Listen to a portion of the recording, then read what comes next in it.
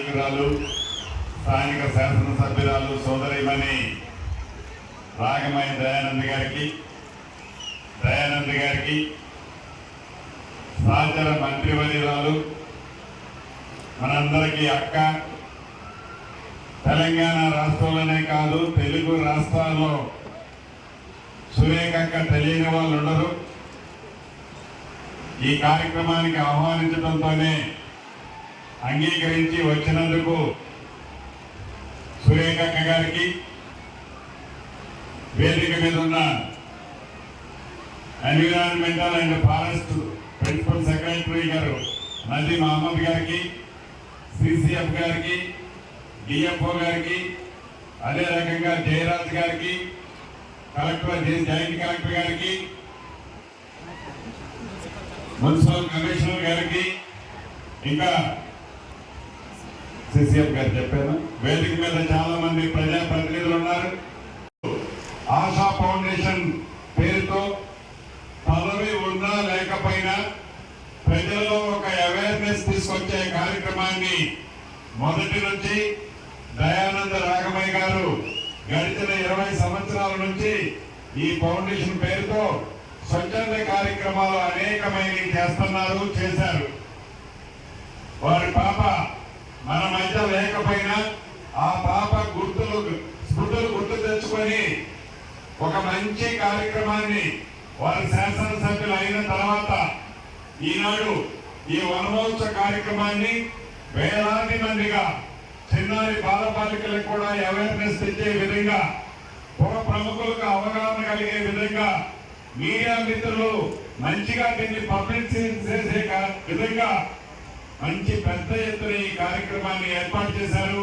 మనస్ఫూర్తిగా ముందుగా ప్రభుత్వంలో వారు ఉన్న ప్రభుత్వ పక్షాన మంత్రిగా, అటవీ శాఖ మంత్రిగా మా అందరి తరఫున వారి కుటుంబానికి అభినందనలు, కృతజ్ఞతలు తెలియజేస్తున్నాను.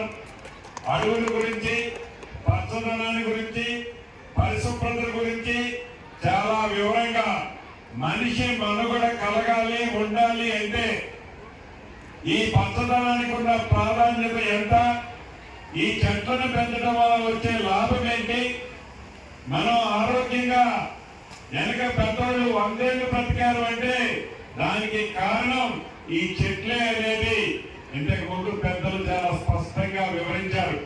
ఇది నిజం కూడా.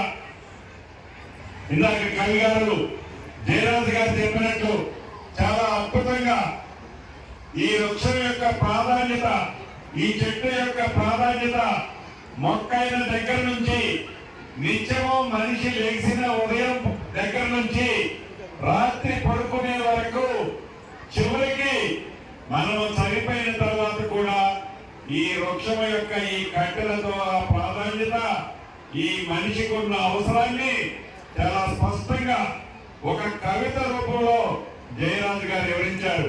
నిజం కూడా అది. ఒక్క నిమిషం మీరు ప్రశాంతంగా ఆలోచిస్తే ఈ పచ్చదనం యొక్క గొప్పతనం, మనం ఎన్ని టెన్షన్లో ఉన్నా, ఎన్ని ఇబ్బందుల్లో ఉన్నా, ఒక పచ్చగా ఉన్న చెట్ల మధ్యలోకి మనం పోతే మనకి తెలియకుండానే మనలో ఒక ప్రశాంతత, మనం ఆలోచించుకునే జ్ఞానాన్ని ఆ పచ్చదనం మనకి ఇస్తుంది. చెట్లే కదా ఏముంది అని అనుకుంటే కాదు.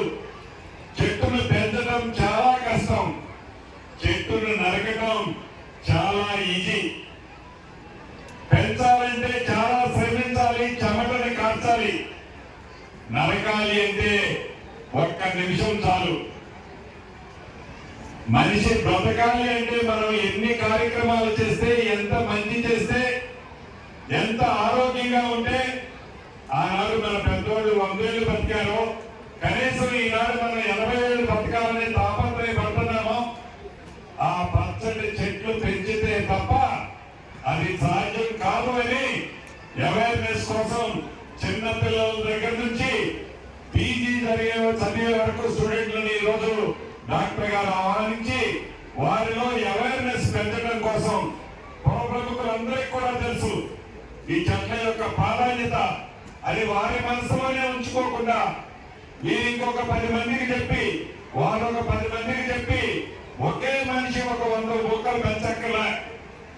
ఒక్కొక్క వ్యక్తి ఒక 10 మొక్కలు 5 మొక్కలు పెంచితే ప్రతి ఒక్కరిలో ఆ సంకల్పం వస్తే తప్పకుండా ఈ హరితహారం ఏదైతే మనం కార్యక్రమాన్ని చేపట్టిందో గౌరవ ముఖ్యమంత్రి గారు ఇది గ్రాండ్ సక్సెస్ అవుతుందని మనస్ఫూర్తిగా మీకు తెలియజేసుకుంటూ ఈనాడు ఈ రాష్ట్ర ప్రభుత్వం యొక్క ఆలోచన చెట్లను పెంచడమే కాదు, విద్యలోనే కాదు, వైద్యంలోనే కాదు, అన్ని రంగాల్లో పేదోడు కొడుకున్న ఈ ప్రభుత్వం వచ్చిన తర్వాత గౌరవ ముఖ్యమంత్రి రేవంత్ రెడ్డి గారి నాయకత్వంలోని ఈ ప్రభుత్వం అన్ని సెక్టార్లకు, అన్ని రంగాలలో, అన్ని మతాలు, కులాలు, ప్రాంతాలకు సమతుల్యంగా ఈ రాష్ట్ర ప్రభుత్వం ఈనాడు పనిచేస్తుంది.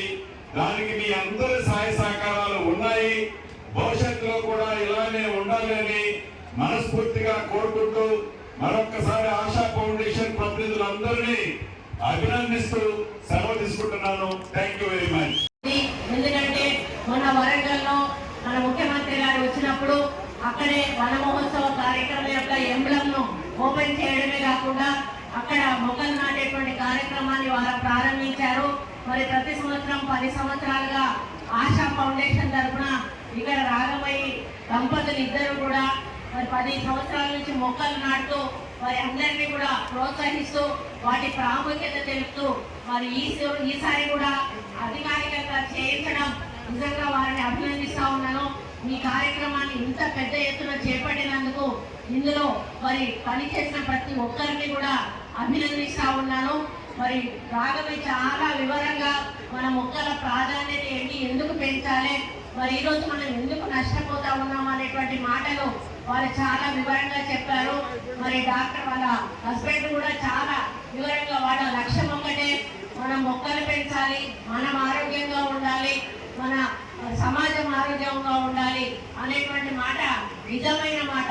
ఎందుకంటే మరి పూర్వకాలంలో ఎక్కడ పోయినా కూడా పెద్ద పెద్ద వృక్షాలు ఉండేటివి. మనం సెలవులలో